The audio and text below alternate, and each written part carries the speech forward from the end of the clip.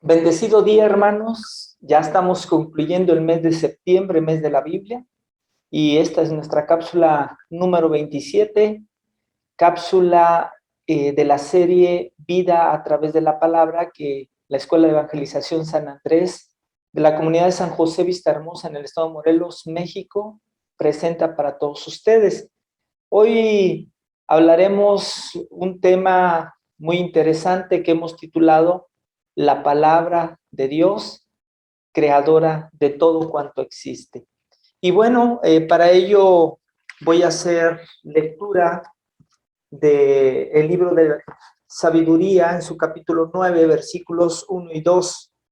Dios de nuestros antepasados, Señor de la misericordia, que con tu palabra creaste el universo y con tu sabiduría formaste al hombre. Palabra del Señor. Que con tu palabra creaste el universo y con tu sabiduría formaste al hombre. No me es indiferente el saber que parte de nuestra sociedad pues no tiene como idea el hecho de que exista un creador, ¿verdad? Siempre de manera racional, apelando a la racionalidad, pues buscamos o se busca más bien como que el que se pueda a través de la ciencia dar una explicación. En lo personal yo considero que a veces se requiere más fe para creer lo que la ciencia establece, que a veces es incluso contradictoria, o con los nuevos descubrimientos, cómo viene abajo todas las teorías, o las impacta en cierta forma que existen actualmente, a creer lo que la palabra dice. Evidentemente no está peleada religión con ciencia. Hay grandes hombres que pertenecen a la Iglesia Católica, incluso que son gente consagrada al servicio del Señor y que está inmerso en la ciencia. Hay hombres que, por ejemplo, quien estableció la teoría del Big Bang, pues es un sacerdote católico, fue un sacerdote católico. Entonces no está peleado. A mí me llama mucho la atención cuando leo el Génesis, cómo desde toda la antigüedad tenían una concepción muy clara y casi precisa de lo que ahora la ciencia dice, en la forma en cómo el universo fue creado, ¿verdad? Es muy interesante. Pero bueno, eso sería como un tema que habríamos que comentar en algún otro aspecto de manera más amplia. Ahorita me enfoco a dos cosas.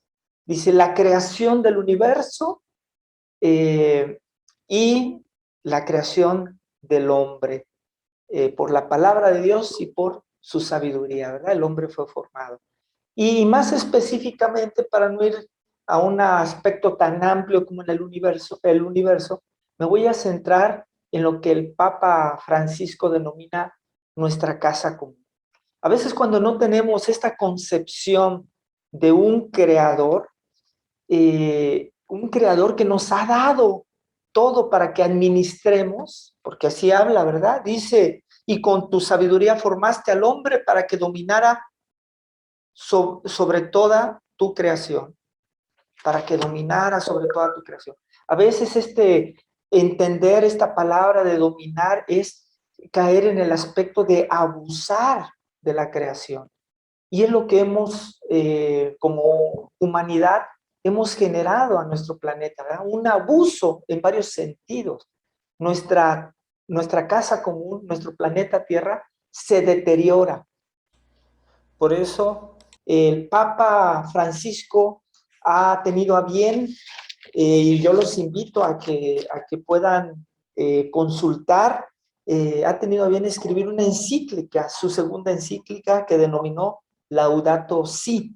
Y bueno, ahí habla de todo el antecedente que hay desde el Papa Juan XXIII, el Papa Pablo VI, Juan Pablo II, o el mismo Papa emérito Benedicto XVI.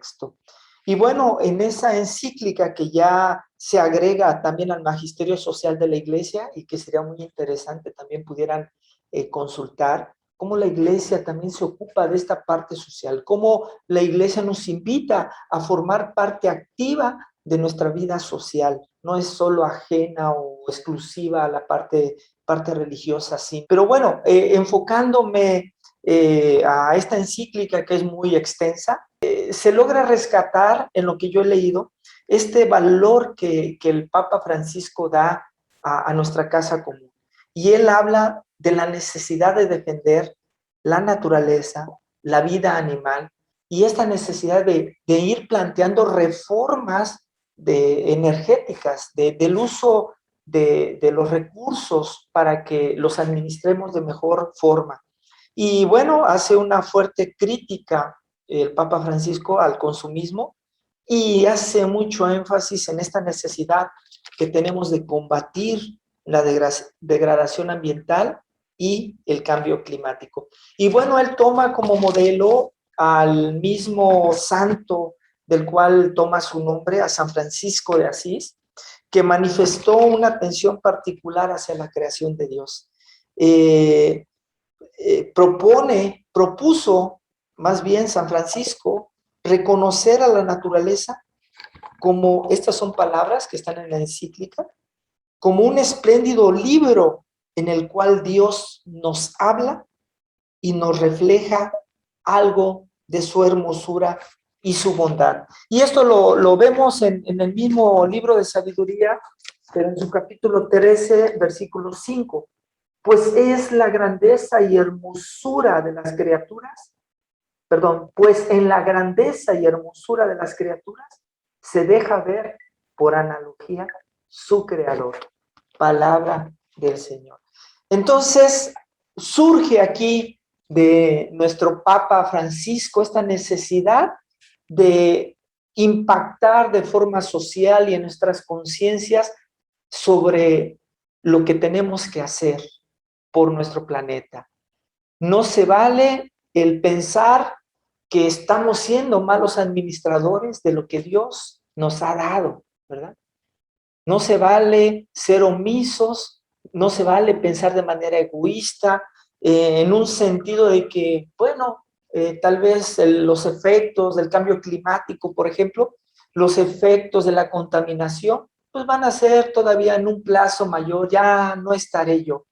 Es una postura muy egoísta, una postura que no agrada a Dios, porque solo miramos para nosotros y no vemos para con nuestros hermanos. Y a veces nuestros hermanos más cercanos, porque ahí estarán nuestros hijos, nuestros nietos, nuestros bisnietos.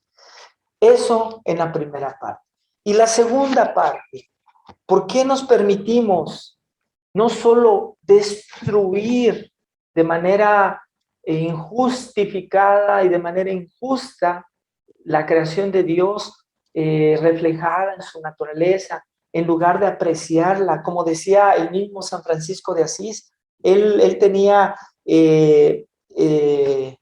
solía más bien decirle a sus compañeros de claustro que ciertas tierras se dejaran sin cultivar, porque ahí nacerían plantas silvestres y tendríamos tiempo y espacio de admirar esa belleza que nos recrearía y que nos haría un poquito ponernos en contacto con Dios, pensar en Dios, ¿verdad?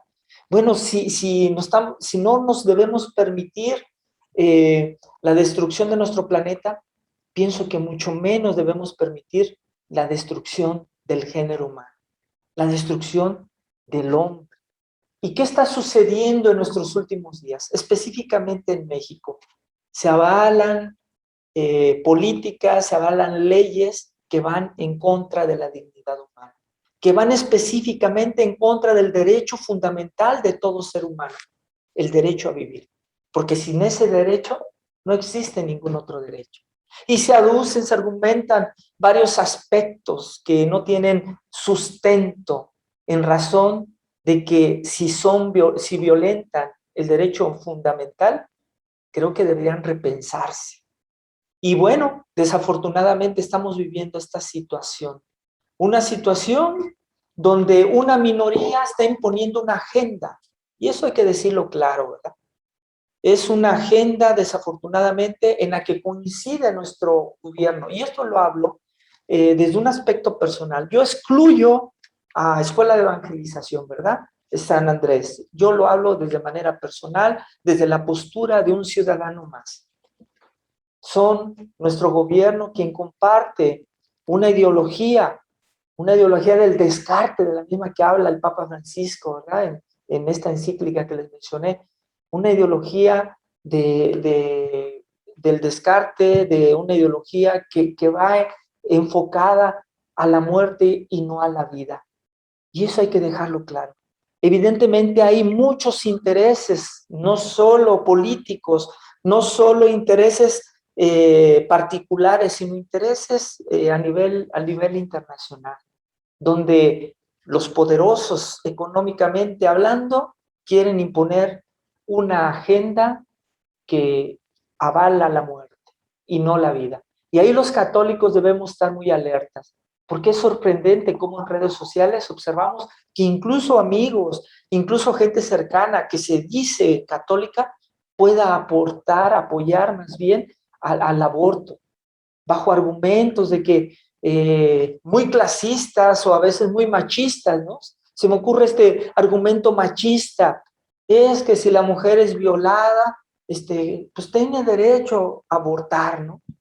En lugar de pensar en una ley que sea más estricta y más rígida para el violador. ¿Por qué tiene que castigarse un inocente? El más indefenso de los indefensos, donde su grito no es escuchado. Alguien que es asesinado de manera artera, con alevosía y con ventaja, porque no puede defenderse, porque no puede huir, porque no puede correr.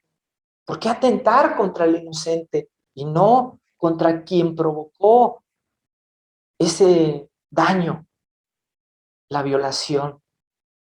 Y todavía se atenta también contra la mujer. Fíjense, qué actitud tan machista. Se defiende o nos hacemos de la vista gorda ante el violador. Y sí castigamos a la criatura y a la mujer. ¿En qué sentido? Está documentado, ¿verdad? Toda la problemática posterior que la mujer puede vivir. En cuestión de remordimiento, en cuestión de depresiones, de estrés, en cuestión de que incluso los puede llevar a situaciones de suicidio. No se defiende a la mujer, no se defiende a la criatura, se está defendiendo al violador. ¿Qué postura tan machista a veces tenemos? O posturas clasistas, ¿no? Como pensar que porque van a ser en un ambiente pobre y no va a tener lo necesario, ¿para qué venir al mundo y sufrir? Eso es tan escandaloso como decir que ahorita todos los pobres tendrían que morir por el hecho de serlo. Es un argumento sin sentido. O argumentos como porque viene con alguna discapacidad. ¿Cuántos casos hemos visto de personajes famosos, entre ellos aquí en nuestro México, Chespirito, Andrea Bocelli, Miss Italia, no me acuerdo de qué año, pero casos donde se motivaba, o más bien se solicitaba a la madre que abortara, porque el producto, ahora lo manejan como producto, ya no como criatura, ¿verdad? Como producto, no venían condiciones. Y oh, sorpresa, resulta que sí. ¿Cuántas veces se habrán equivocado los médicos y habrán asesinado una vida inocente? Muchos tendrán argumentos como que a ciertas semanas pues no es persona y ese argumento pues se me hace también un poco fuera de lugar, porque si leemos la ciencia en su casi totalidad, hablamos de un 98%, establece ciencia, no religión, establece que ya existe vida a partir de la concepción, desde ese momento, que solo hay que dejar el tiempo que necesita para que se desarrolle, y eso que fue un óvulo y un espermatozoide se convierten en algo diferente que a la postre con el tiempo será un ser humano diferente a la madre, diferente, a veces hasta diferente tipo de letra y diferente genéticamente. Por eso este argumento que dice que yo puedo hacer con mi cuerpo lo que sea, está bien. Haga lo que sea. Líguese las trompas de falopio o tenga algún tipo de operación, ¿verdad? Ese sí sería su cuerpo. Pero no es su cuerpo quien está dentro de usted. No es su cuerpo, es un cuerpo diferente, es un individuo diferente al cual usted tiene el privilegio de hacer crecer, el privilegio que no tenemos los hombres de dar vida, de continuar nuestra especie humana. Qué lamentable estos dos hechos. Por un lado, la degradación que tenemos de nuestro hermoso planeta y por el otro lado, la degradación que tenemos en atentado a la vida humana. Por eso quiero terminar esta cápsula invitándote. El próximo domingo 3 de octubre, se hará una megamarcha en la Ciudad de México. Y esta megamarcha es convocada por todos los obispos de nuestro país y tiene la finalidad de que dejemos la apatía y mostremos nuestra postura ante las decisiones de una decena de magistrados que no comparten el sentir de la mayoría, que no te han tomado tu opinión, que no han tomado mi opinión y que no han considerado que la mayoría, un pueblo católico, un pueblo cristiano, está en contra de las decisiones que han tomado. Ahí hay una página que te puedo compartir, se llama mujeryvida.org.mx, donde podrás encontrar más información. De igual forma, en esta página es a San José, Vista Hermosa, o Cristo Yo Te Canto, podrás encontrar información referente a esta megamarcha. Dios te bendiga, hermano. Te abrazo en Cristo.